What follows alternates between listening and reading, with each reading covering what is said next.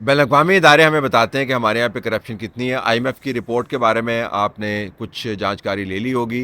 ये 186 पेजेस पर मबनी रिपोर्ट है और इसके अंदर हैरानकुन और परेशान-कुन किस्म के हक़ाइक़ दिए हुए हैं। बताया गया है कि पाकिस्तान मुसलसल हर इदारे के हर लेवल के ऊपर होने वाली करप्शन की वजह से अपनी जो जीडीपी ग्रोथ है उसका तकरीबन 3 से साढ़े 3% लूज़ करता है। और अगर आप इस करप्शन को ख़त्म कर दें या उसको कंट्रोल कर दें तो आपकी जीडीपी जो इस वक्त आप समझें बिल्कुल ही एक नातमा बच्चे की तरह लड़खड़ा कर ग्रो कर रही है, वो 6.2 6.5 के ऊपर पर भी जाके ग्रो कर सकती है। करप्शन इदारों के अंदर मौजूद है, करप्शन अफराद की क़ुव्वत के अंदर मौजूद है, करप्शन ठेकों के अंदर मौजूद है, करप्शन उन गवर्नमेंट इंस्टीट्यूशंस के अंदर मौजूद है जिनको हम पैसे देते हैं, टैक्स पेयर से आप पैसे लेते हैं और फिर टैक्स पेयर के पैसे वापस करने के लिए मज़ीद कर्ज़े लेते हैं, फिर टैक्स पेयर से मज़ीद पैसे लेते हैं ताकि आप वो कर्ज़े वापस कर सकें।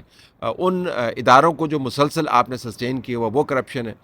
प्रिविलेजेस की करप्शन है कि लोगों ने किस किस्म की रियासत के ऊपर काठियाँ डाली हुई हैं और एक गरीब रियासत के अंदर लोग रहते किस तरह हैं। और ये मैं आम लोगों की बात नहीं कर रहा, मैं एलीट की बात कर रहा हूँ। और फिर करप्शन वो है कि जब आप पैसे और माल तो बड़ा बनाते हैं और आपने सारी ज़िंदगी शाहाना अंदाज से गुजारी होती है और आप टैक्स नहीं देते हैं, तो टैक्स चोरी की मद के अंदर करप्शन बहुत ज़्यादा है।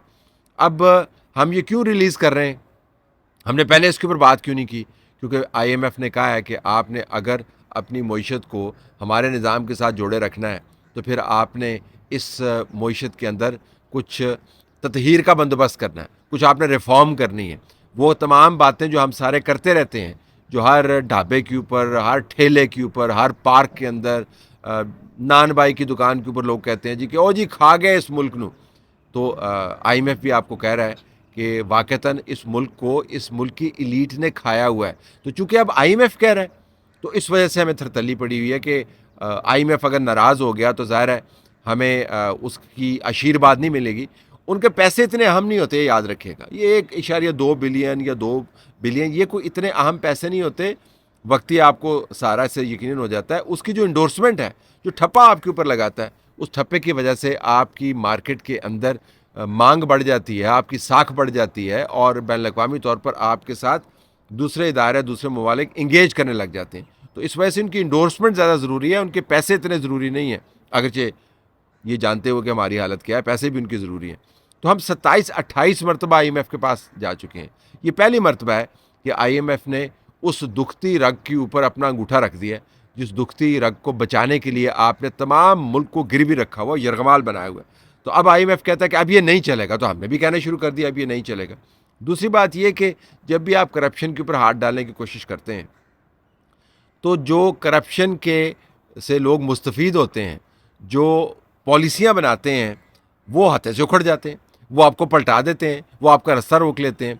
और फिर चूँकि आप खुद ही करप्शन के अंदर मुलव्वस होते हैं तो फिर करप्शन की कैंपेन को तो आप नहीं चला सकते।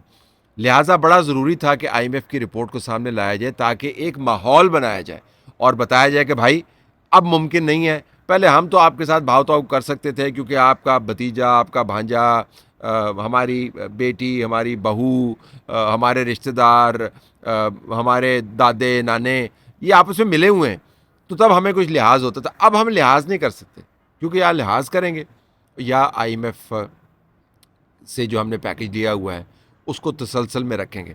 तो हमें तसलसल में रखना है, मईशत को हमने सीधा करना है। अब होने क्या वाला है, अब हमने करना शुरू किया है कि जो लोग अपनी ज़िंदगी के अंदर बहुत सारा माल बना चुके हैं उनको वो माल डिक्लेयर करना है। और ये मैं आपको बता सकता हूँ कि दुनिया में जब टैक्स वाले पकड़ते हैं तो वो जब ड्रोन नहीं होते थे वो जहाज़ उड़ाया करते थे। जहाज़ उड़ा के वो लोगों के घरों के ऊपर से गुजरा करते थे। देखते थे कि गाड़ियाँ कितनी खड़ी हुई हैं, देखते थे कि स्विमिंग पूल कितने बने हुए हैं, देखते थे कि वहाँ पे उन्होंने घोड़े रखे हुए हैं या नहीं रखे हुए, उनका रिहाइश क्या है, फिर वो उनका ट्रैवल देखते होते थे। बाज़ औक़ात जो लोग हैं उनकी घड़ियाँ देखते होते थे, उनकी ऐनकें देखते होते थे, उनके कफ़लिंग्स देखते होते थे, बेगमात के ज़ेवरात देखते होते थे, शादियों पर जो खर्चे करते हैं वो देखते होते थे और फिर देख कर बताते थे कि भाई टैक्स आपने दिया ₹230, और रहते हैं आप मुगलिया बादशाह की तरह, पहले वाले मुगलिया बादशाह, बहादुर शाह ज़फ़र वाले नहीं। अगरचे बहादुर शाह ज़फ़र के बेटों की जो शादी है उसके ऊपर भी कर्ज़े लेके उसने खूब ही ज़बरदस्त शादियाँ की थी, लेकिन पहले वाले मुग़ल बादशाहों की तरह आप रहते हैं। ये जोड़ करने की ज़रूरत है। अब जब आपने लोगों को पकड़ना शुरू किया तो आपके सामने बड़ी-बड़ी कहानियाँ सामने आएँगी। ये जो हमने मौका फ़राहम किया ना लोगों को कि ये आईएमएफ की रिपोर्ट रिलीज़ कर रहे हैं, उनकी किताबें दुरुस्त करवाने के लिए किया है। उनको कहा है कि यार अब तो ये रुकने का नहीं है, तो आप अपनी किताबें दुरुस्त कर लो।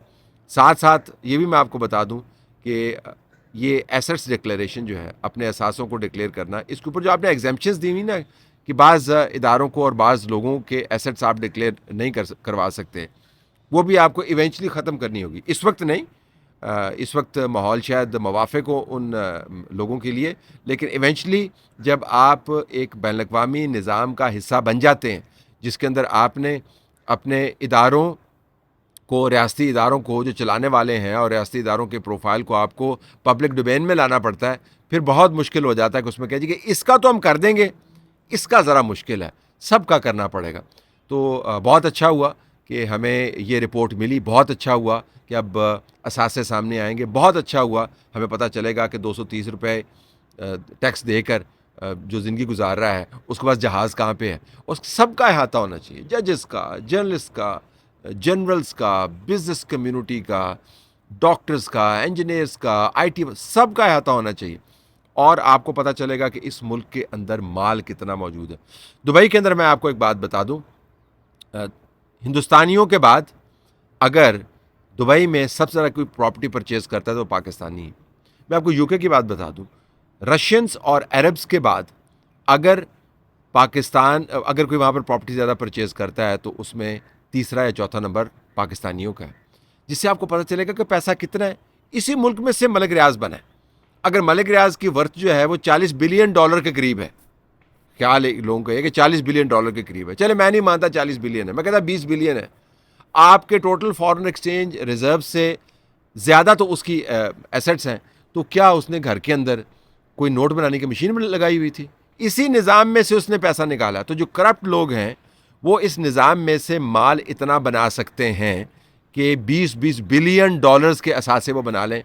और ये रियासत है, ये न्यूक्लियर पावर है, ये 1.2 बिलियन के लिए सारों के सामने हाथ फैलाती फिर रही है। हर दूसरे साल आपको या 6 महीने के बाद आपको चाइना को कहना पड़ता है कि अपना लोन जो है रोल ओवर कर दें जी। सऊदी अरब को करना चाहिए रोल ओवर कर दें जी, हमें कंसेशन के ऊपर तेल दें। और इस मुल्क के अंदर से आपने तेल से भी ज़्यादा करामत ख़जाने निकाले हुए हैं। जो करप्शन है, करप्शन का जो कुआँ है वो तेल के कुओं से ज़्यादा महंगा है, वहाँ से ज़्यादा माल बनता है।